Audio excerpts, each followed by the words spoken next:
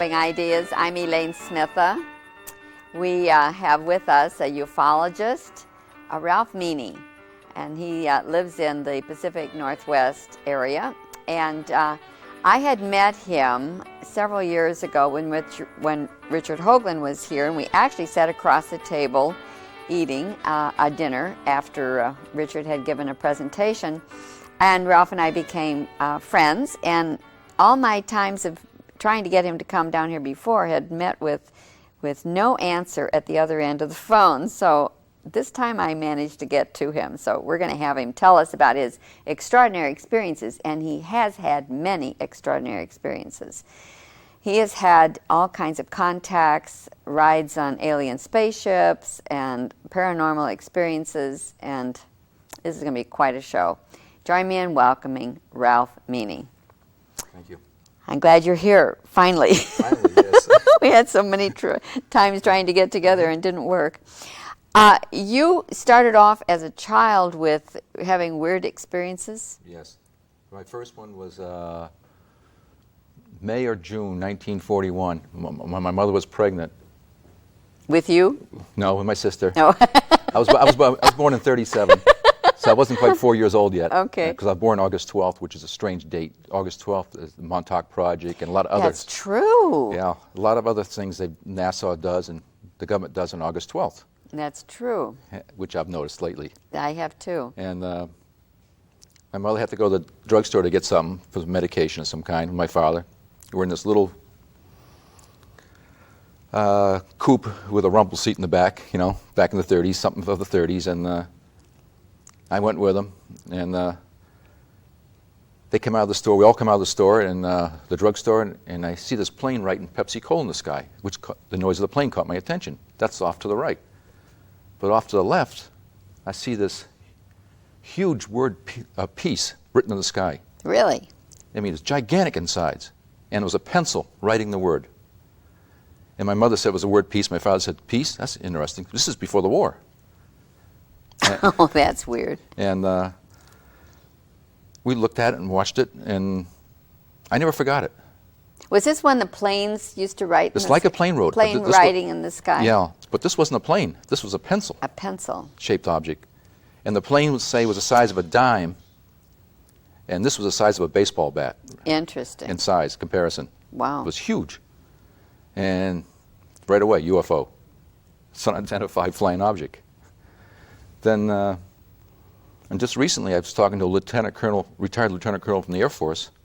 I told him about it. He said, "I'm the second person he's heard that from." Really?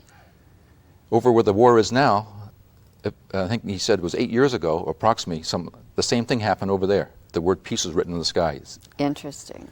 So, which is kind of interesting. In other words, someone has given us a message: stop the wars. Well, I think we would like all to do that. Peace, Mm-hmm, mm-hmm. So what was the next instance? The next one, when the war started, my father had to go to Portland, Maine, work in the South Portland shipyard.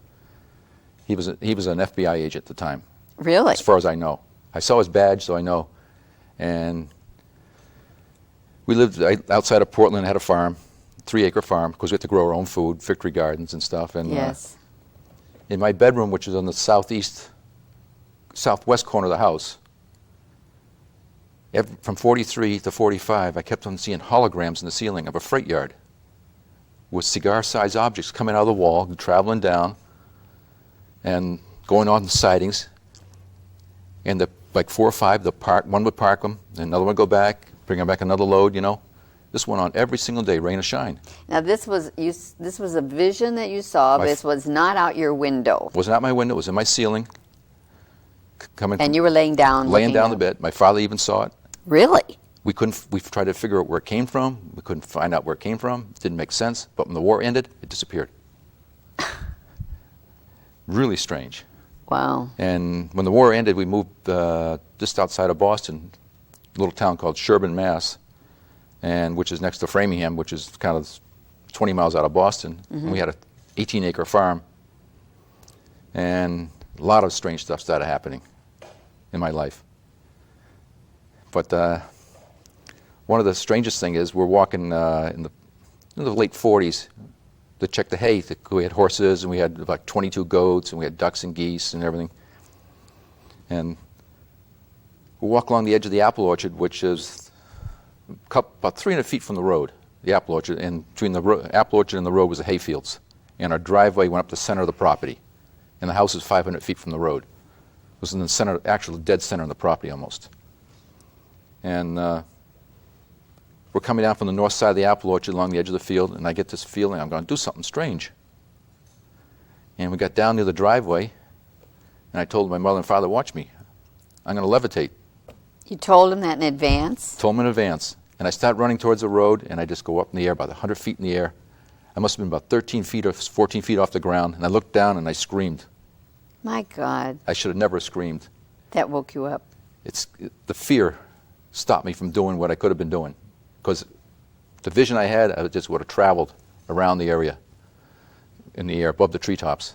What did your parents think about this? They were silent all the time. Did they know something that you didn't know? I think they may have known something.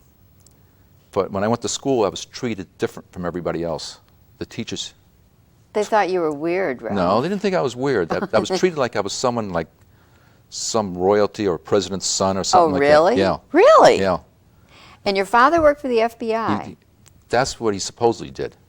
And what do you think? He did work for him, I know, because I saw his badge and his ID. In the top of it, in his bureau drawer at the top was all full of pistols and badges. Really?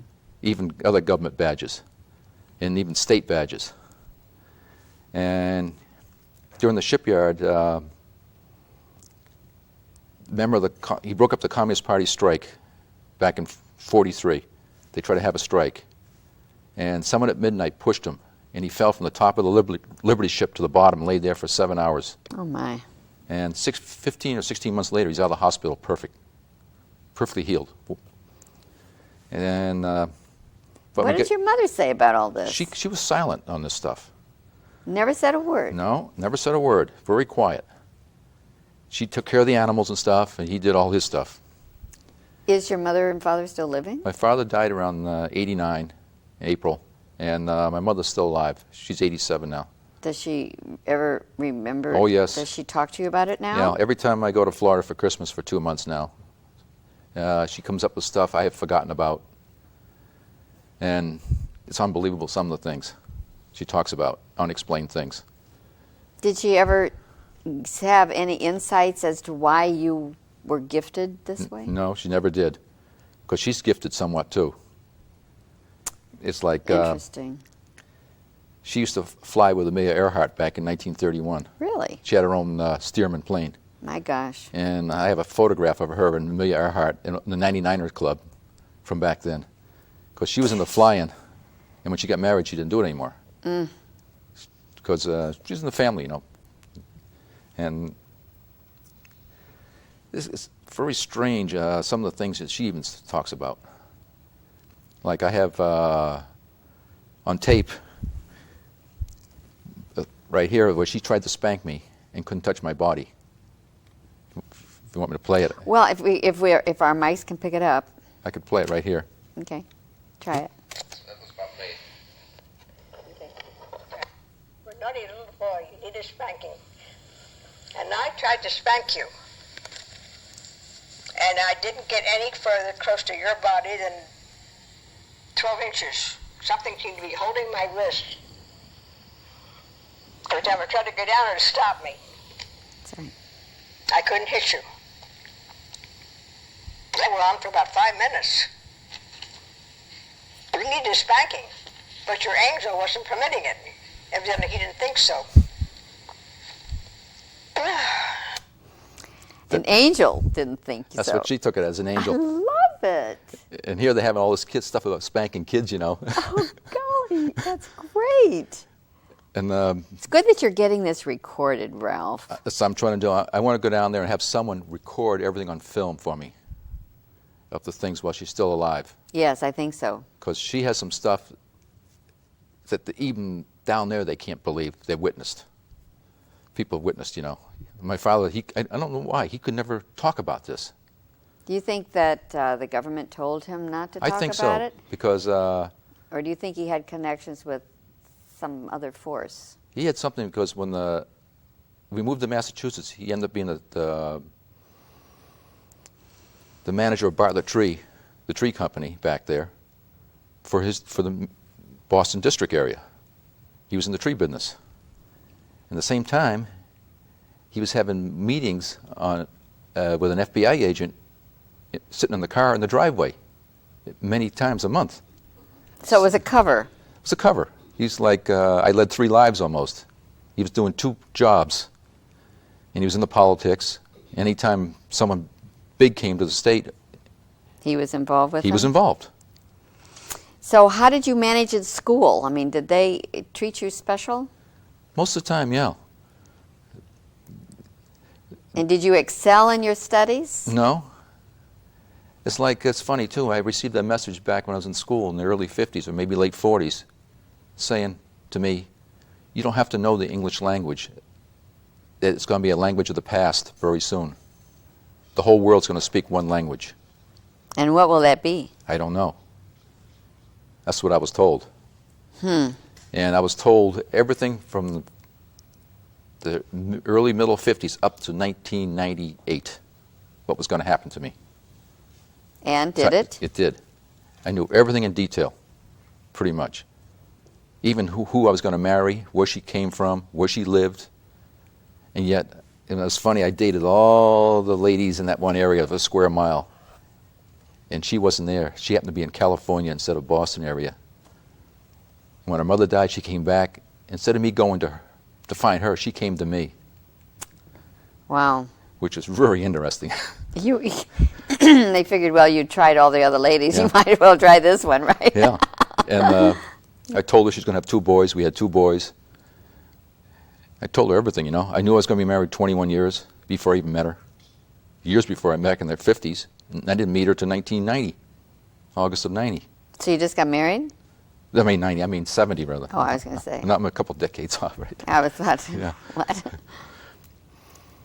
But another thing, back in the early 50s, I received a piece of sculpture from Pope Pius XII.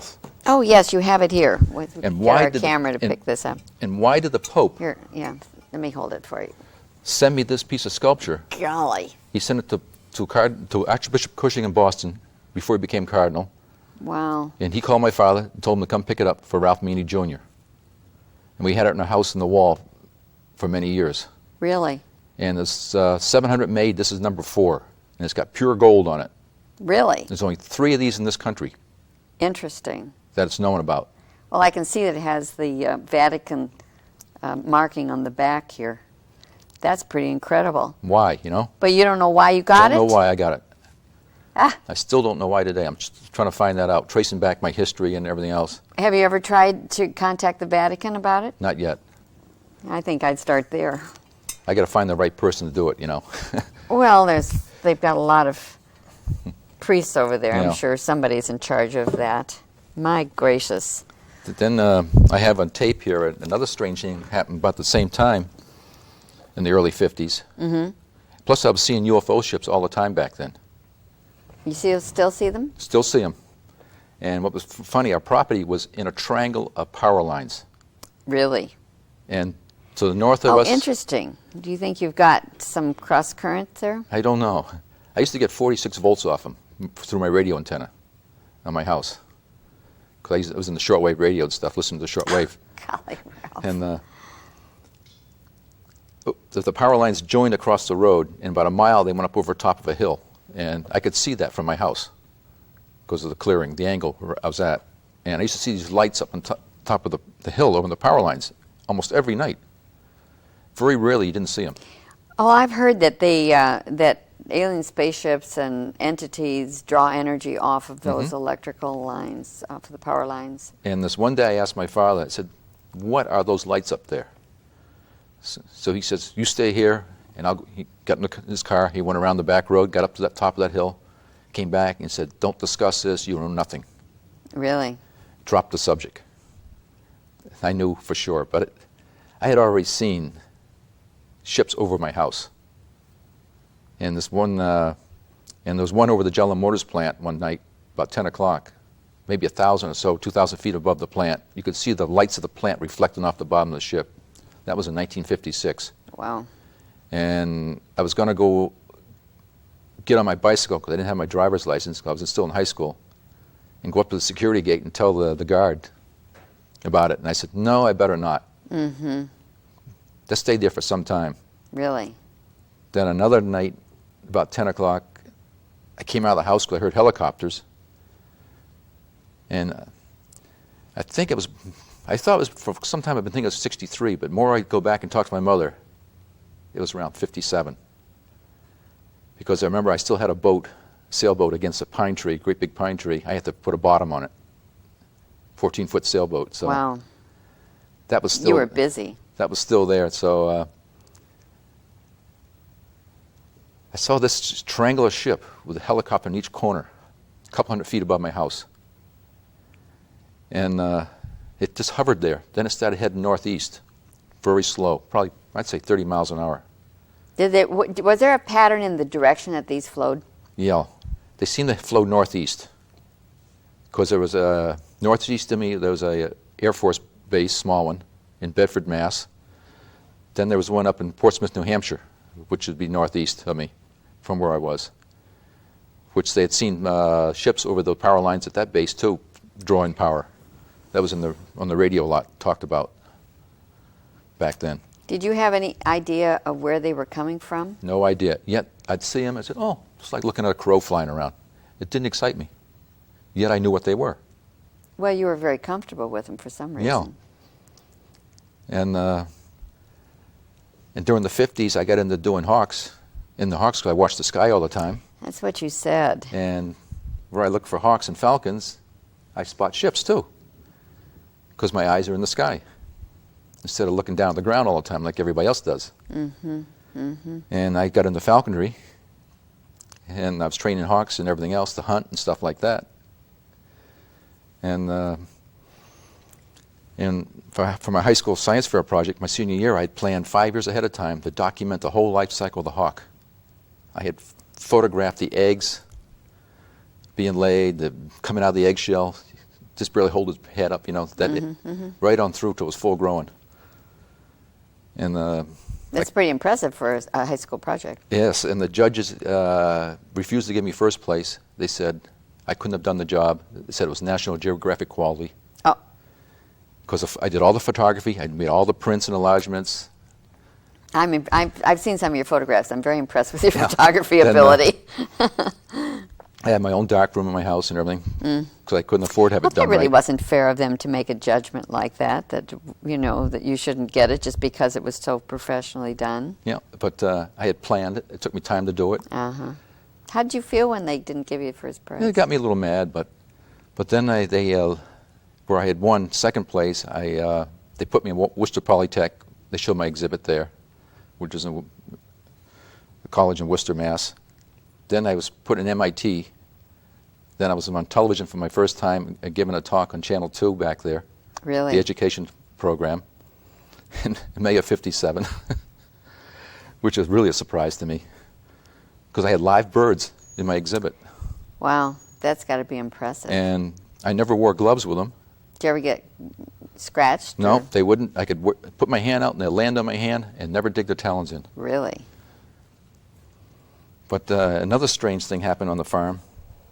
It was about the early 50s, as we dug a duck pond. We needed water all the time for our ducks and geese and our horses and stuff and the goats. And that was kind of on the northwest corner of the property.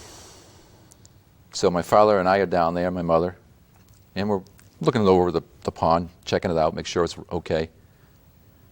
And I look off to the southwest over a swampland with about several hundred acres of swamp behind me. And above the treetops, I could see this object coming at us. It's coming slowly towards us. And what it is, it's a platform. And you can see people standing on it. Really? Like a flying carpet. Oh my gosh. And I'll play the tape of my mother describing it. Okay. Oh, that thing that I saw walking up from the pond to the house, that platform, it looked like Jesus. It was a man with longish hair and a long robe down to his feet. Now, it looked like Jesus with other people in front of him, about at least 3 people in front of him.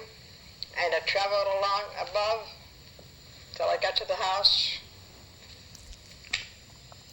How high up? High as the ceiling in any normal house. A little bit high, about as high as about 13 feet, say.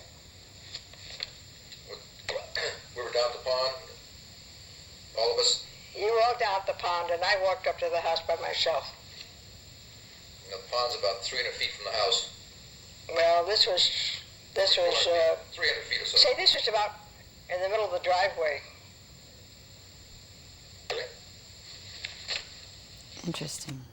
Very interesting. And that's what I did. I followed it behind it, analyzing it, you know. Really? And my father never said a word. Even afterward, never spoke a word of what he saw. Oh, gosh. And you must have had an interesting household. I mean, Yeah. all this, there was stuff going on, and you never talked about it. I know it. And as it came to the house, it levitated over the house.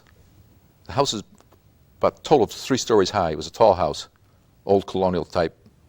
And as it came down the other side, we had apple trees on the other side. It hovered above the apple trees. And when it came to the power line, it disappeared. And there is something going on with those power lines. I mean, it was unbelievable. I must have watched it for over 5 minutes. It was quite some time watching it. Interesting. And I wish I had camera back then. you know. Oh, yes, I think so. Well, you have a lot of photographs to show Mm-hmm. of things. Let's draw out some of those. You probably have to take those out of there, and you'll have to Right. hand them to me because there's a way to Okay. hold these so we don't get so much reflection. So what I'll do, I'll go back to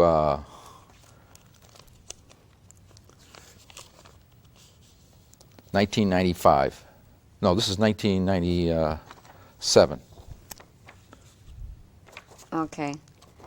Now this looks very similar. I've seen some things that that Dr. Tiller. I think I may have his phone number, a way for you to get in touch I'd like with to him. talk to him.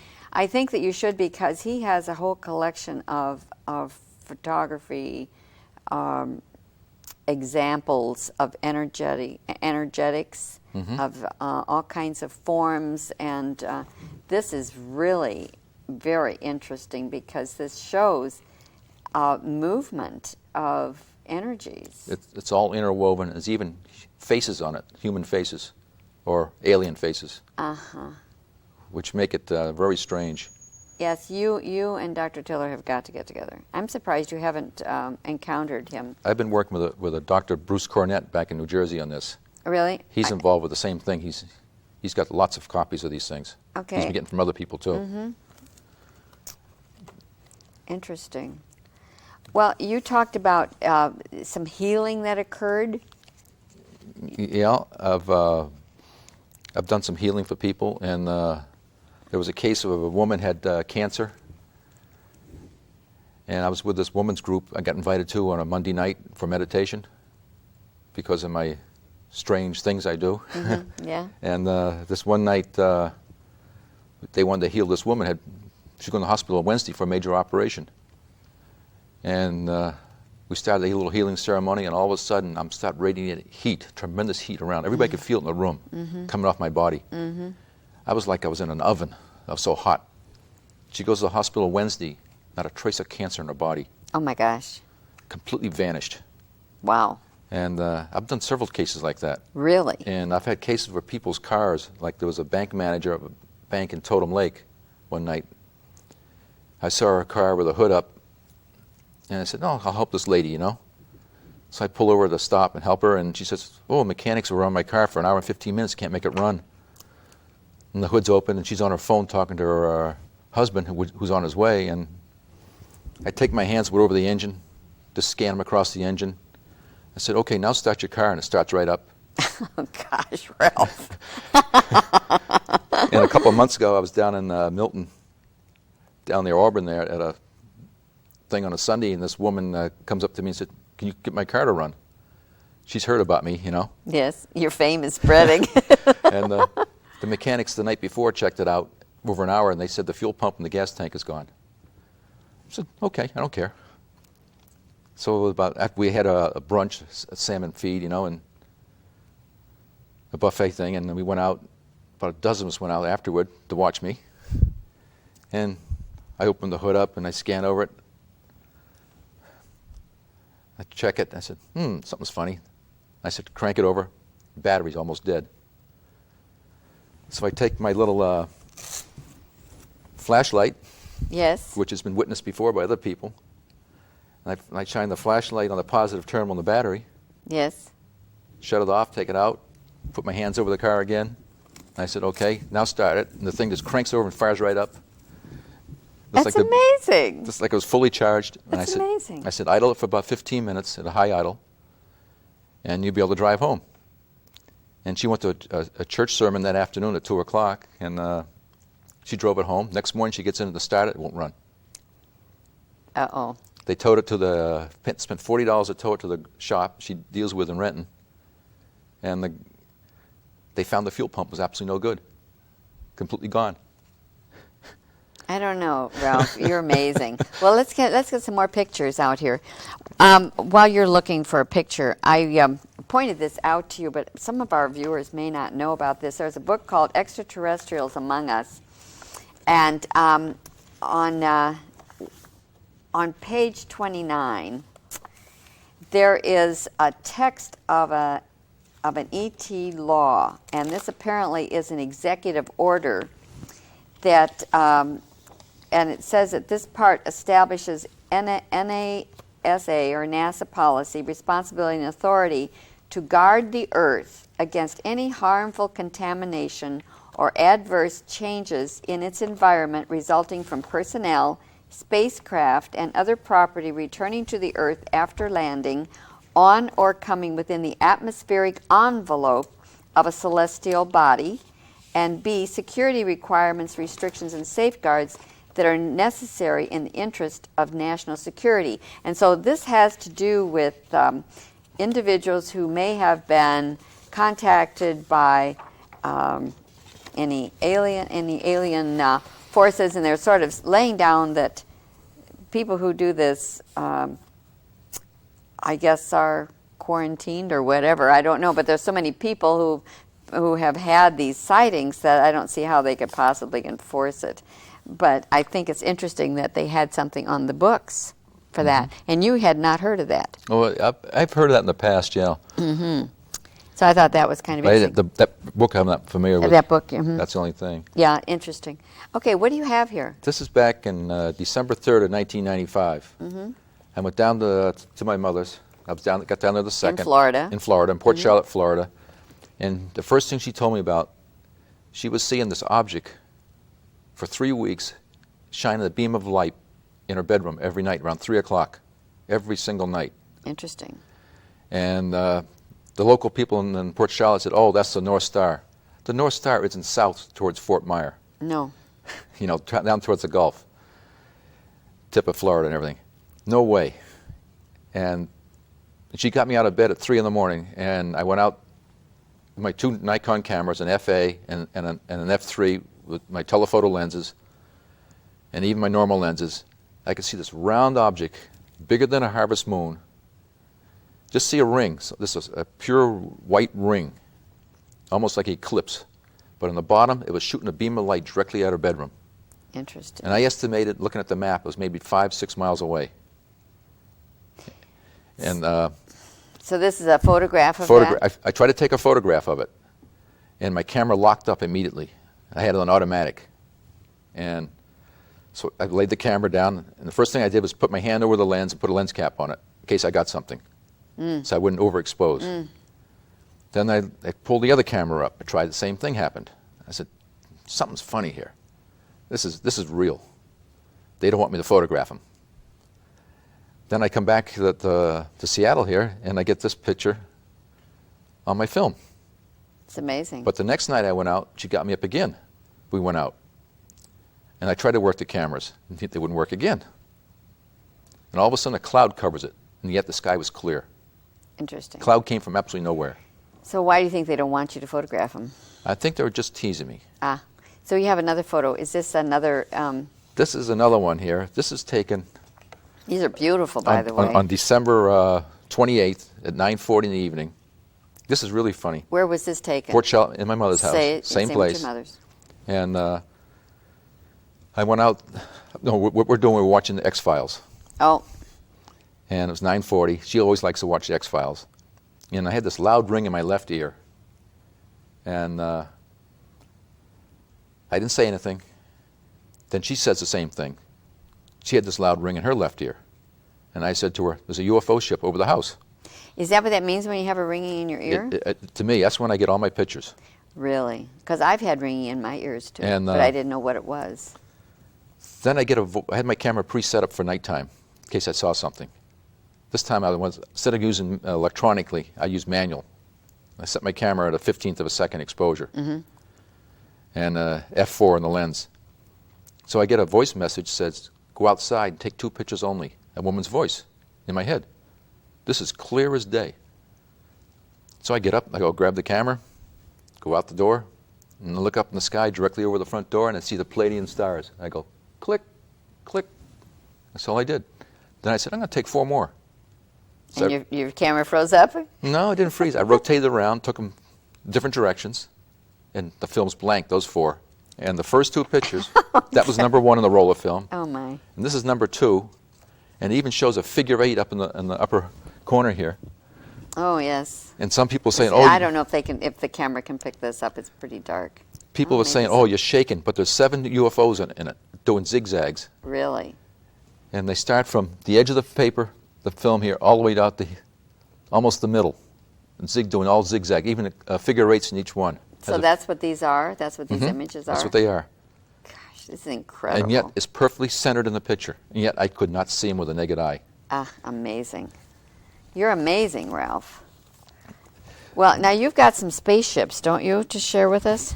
Some pictures? I mean, you have so much stuff. I have a lot of them which you can't see much on the film. They're just you see them doing Well, zigzags. what were those other, that one? What's that? Okay, this one here. This man has his whole book full. Oh, I got I mean, it's only part of the collection, right? right. It's only part of it. This I took on the 21st at 11:46 p.m. over in Issaquah, up in the plateau in front of the Providence Point Retirement Center. I know right where that is. And with this friend of mine up in that night, Sunday night, and I was telling about all my unexplained experiences, which I had never really told her. I've told her only a couple over the year and a half I've known her. And we're talking about UFOs and stuff, and about 10:30 that night, I'm sitting in the chair talking to her, and all of a sudden I get this loud ring, which hurt in my right ear. It really hurt. I bent down and put my hand over my ear.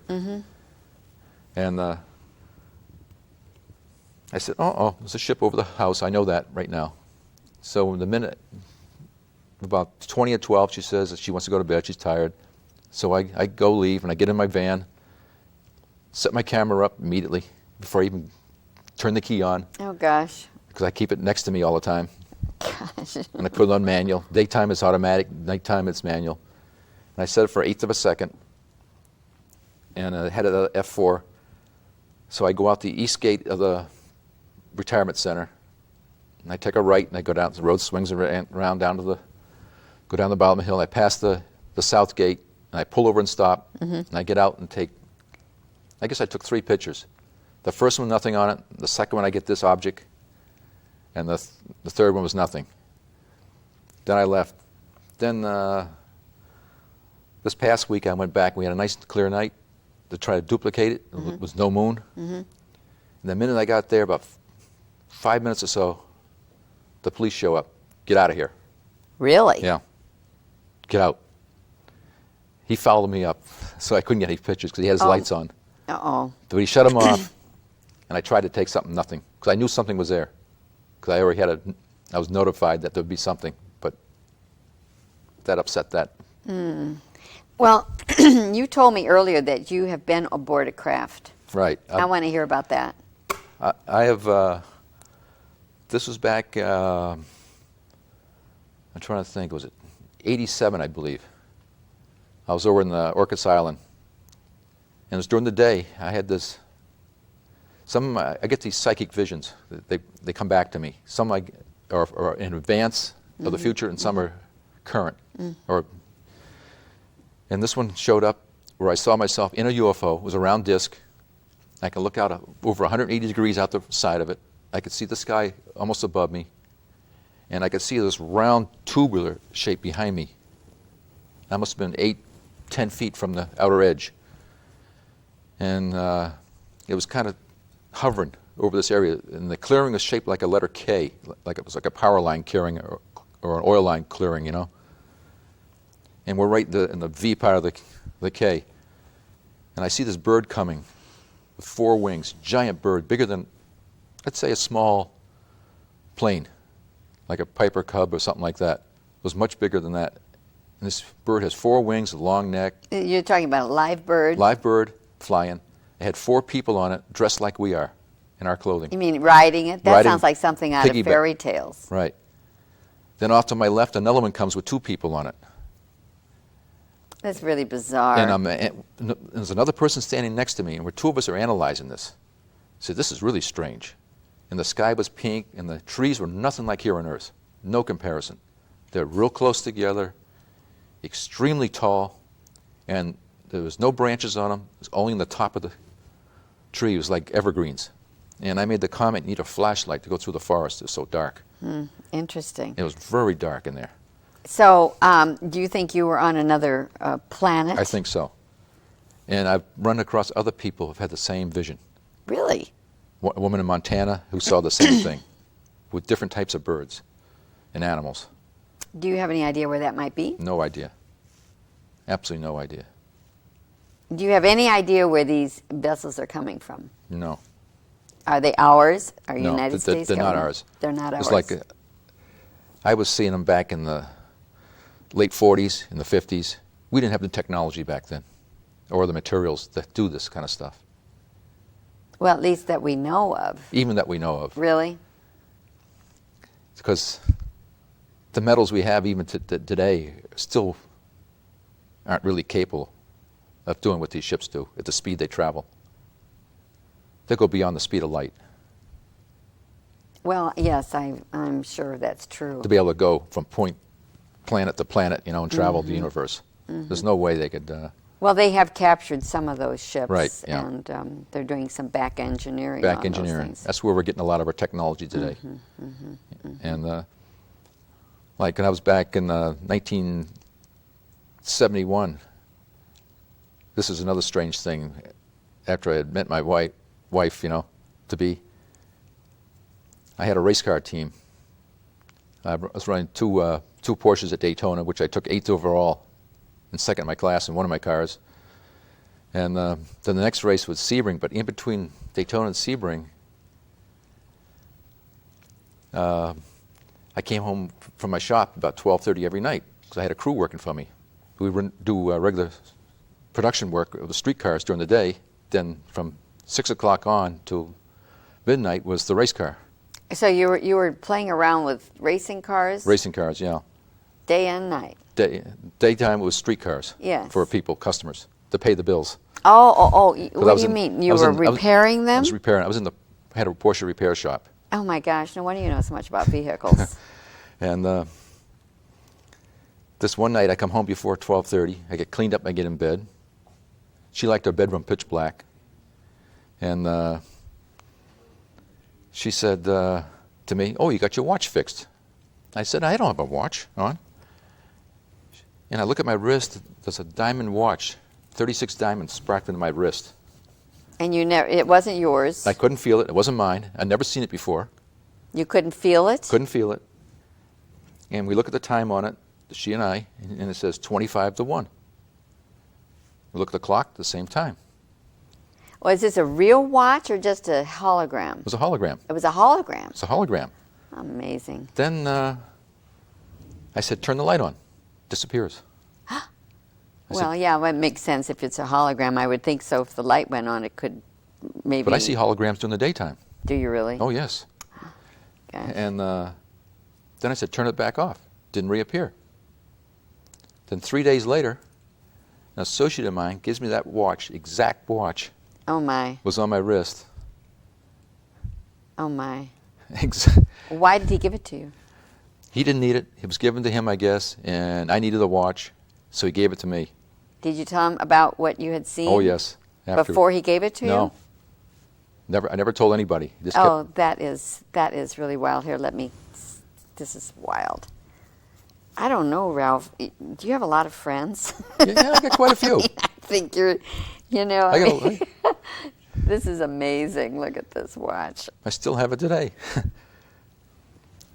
This is amazing. Th- So this just appeared. I mean, Just appeared. out Yep. of yes. Out of nowhere.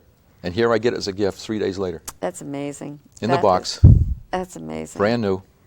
I kind of wore it out a little bit. Yeah, it looks like you've had wearing.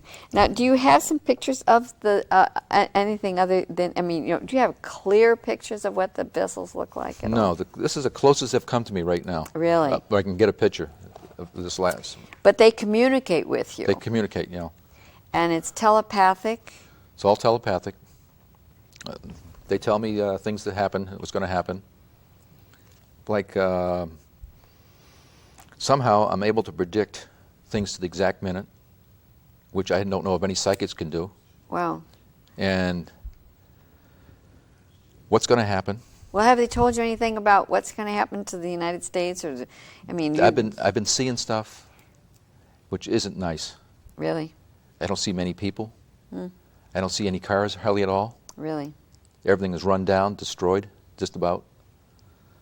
I've been seeing a lot of that this year, for the last 2 months. Do you think that is as a result of meteors or anything like that? Possibly. I've had a vision of a comet back in January 6th. About 10 in the morning, I was astral traveling. I saw the comet coming this way. Then at 2 o'clock that afternoon, I was behind it. Then February 7th, I had the same vision again. And normally when it does that, something's true, inaccurate. But I don't know date, time, or anything on that. And I've seen a comet or object hit in the Pacific Ocean northeast of Hawaii, which could cause a major tidal wave. I've seen a gorge like the Columbia Gorge going from Seattle to California.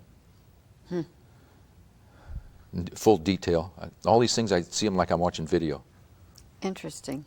And like back, when I first really started seeing things like that was back in '65, when this neighbor kid who lived in the neighborhood joined the Air Force after he got out of high school. And while he was in high school, he had to work for me because he was getting in trouble, Uh-oh. In high school, and his father made rules. He had to work for me after school. And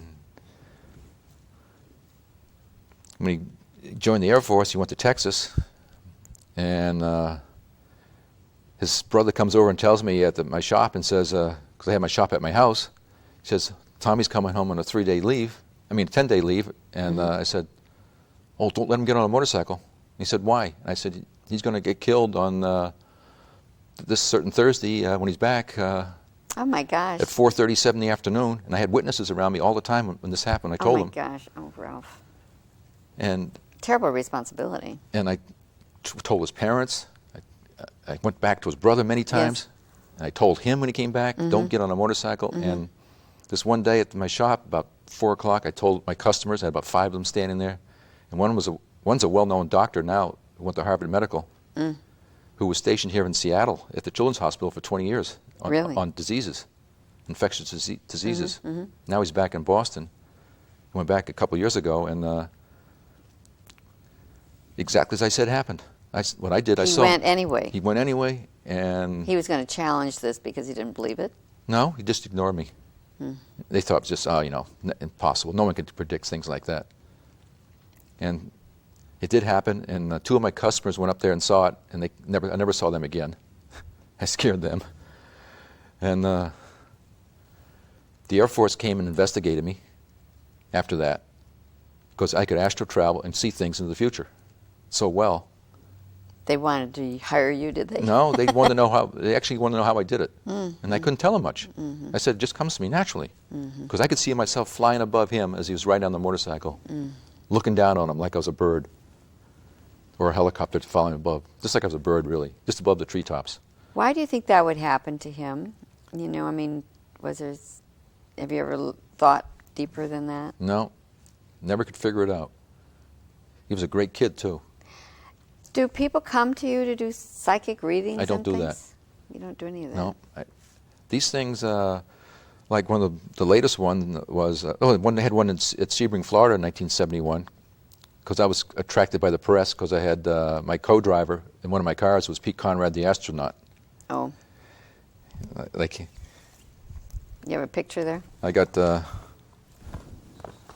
on the back side of this area. Here, I'll take it. It's in the,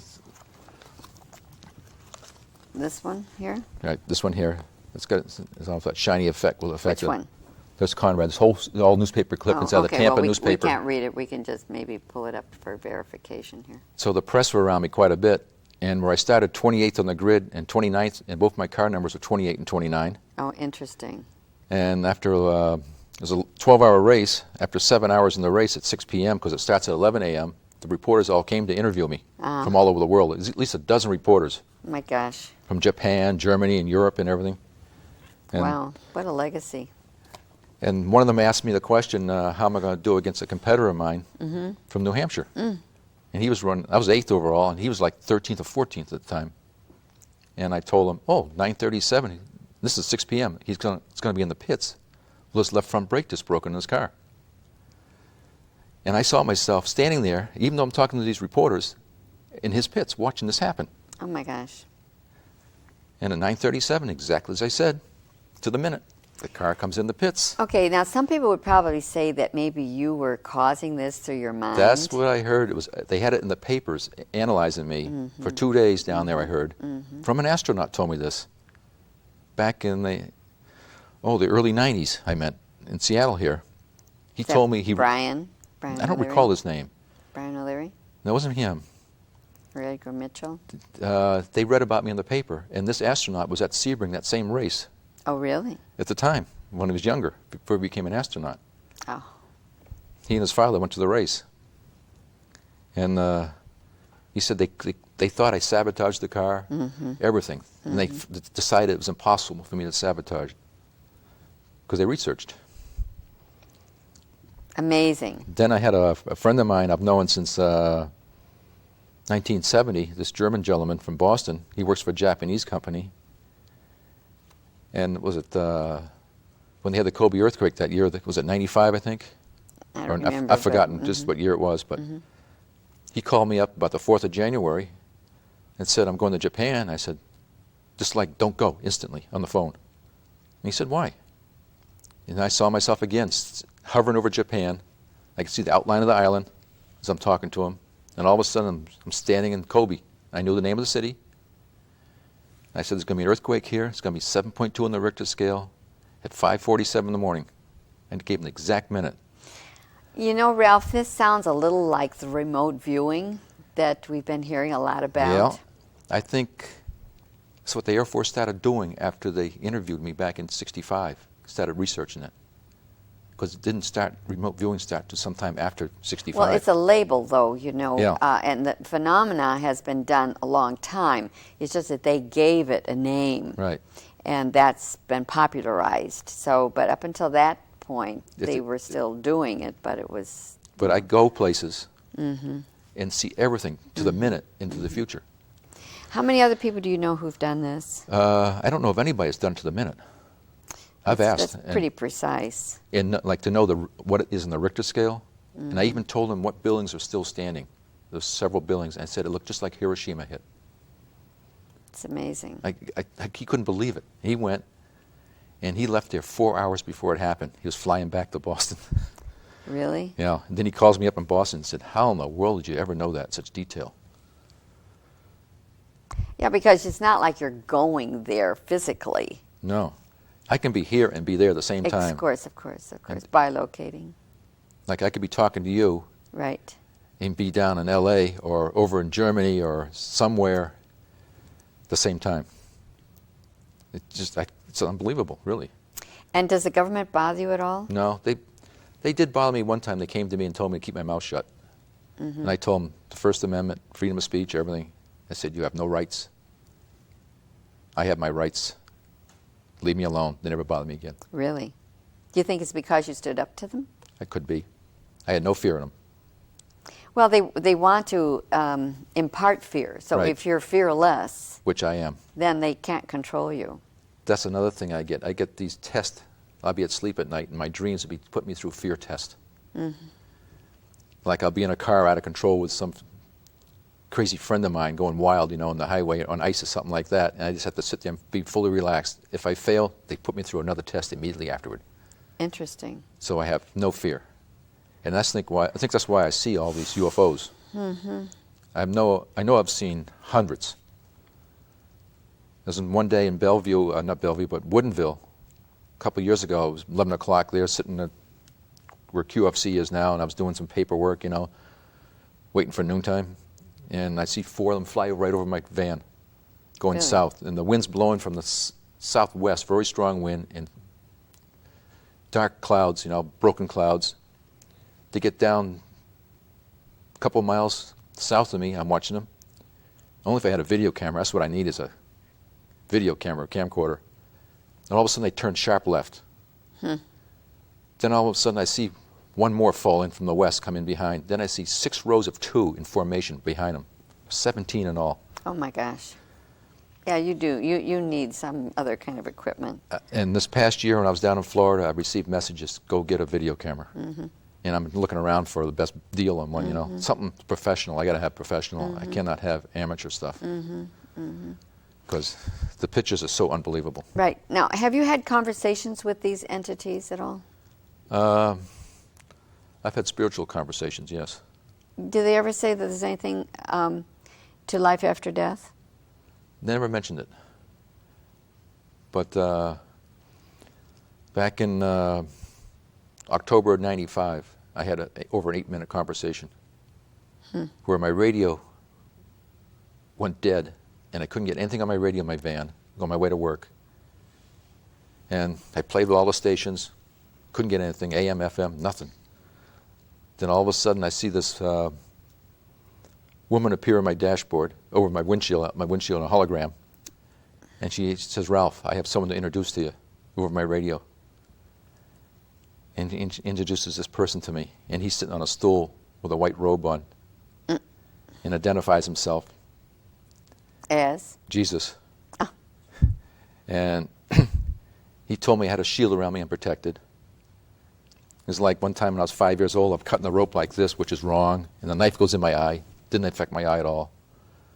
And when I was taking my pictures of the hawks in the life cycle, I fall out of a tree, land on a stone wall on my back. I'm over a mile from my house in the woods, not a mark on my body. I go right back up the tree and finish photographing that day because I was doing exactly so many day cycles. Wow. And I've done cars where the car actually doesn't hit anybody and it levitates out of the way. That's amazing. Well, Ralph, you are an enigma. There's no question about that. And I want to thank you so much for coming and sharing your experiences with us. This is kind of new for some of my viewers, but you really have an extraordinary gift. I know. That's wonderful. And it's getting more and more of it. It's increasing now. Wow, that's very exciting. Well, thanks again. I appreciate thank your you. coming. And to you, my viewers, keep your eyes open, look up into the heavens and see what you can see. And stay tuned. We don't really know, but maybe we will soon. Join me next time when we explore another avenue of our universe and our relationship to it. I'm Elaine Smitha.